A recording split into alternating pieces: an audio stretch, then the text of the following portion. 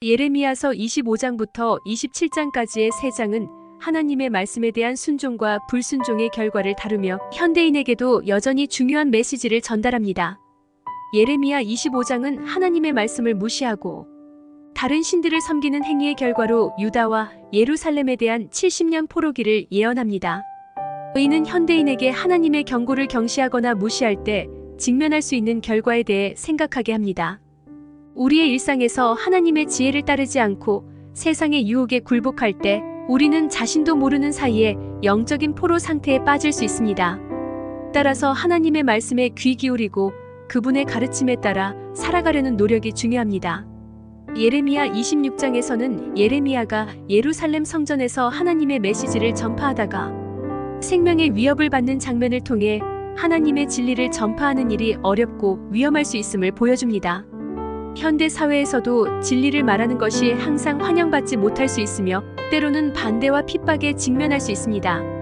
그러나 이는 우리가 진리를 위해 서고 우리의 신념을 담대히 지키며 어려움 속에서도 하나님의 보호하심을 믿어야 함을 상기시킵니다. 멍에를 메고 바벨론의 왕에게 복종할 것을 주변 나라들에게 권하는 예레미야 27장은 때로는 하나님의 목적과 계획 안에서 우리에게 부과된 어려움을 받아들여야 한다는 교훈을 전합니다.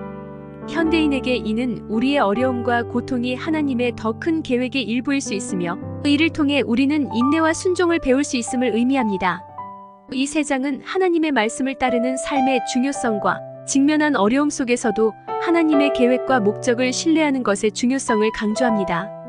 우리는 세상의 다양한 유혹과 도전에 직면해 있지만 하나님의 지혜와 인도를 따를 때 우리는 영적으로 성장하고 성령 충만한 삶을 살 수 있습니다.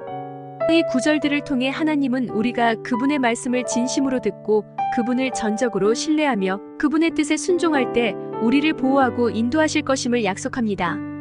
따라서 현대인에게는 하나님의 주권을 인정하고 그분의 말씀에 귀 기울이며 우리 삶에서 그분의 지혜와 인도를 신뢰하는 것은 매우 중요합니다. 오늘도 주님 안에서 모두 힘내세요. 사랑하고 축복합니다.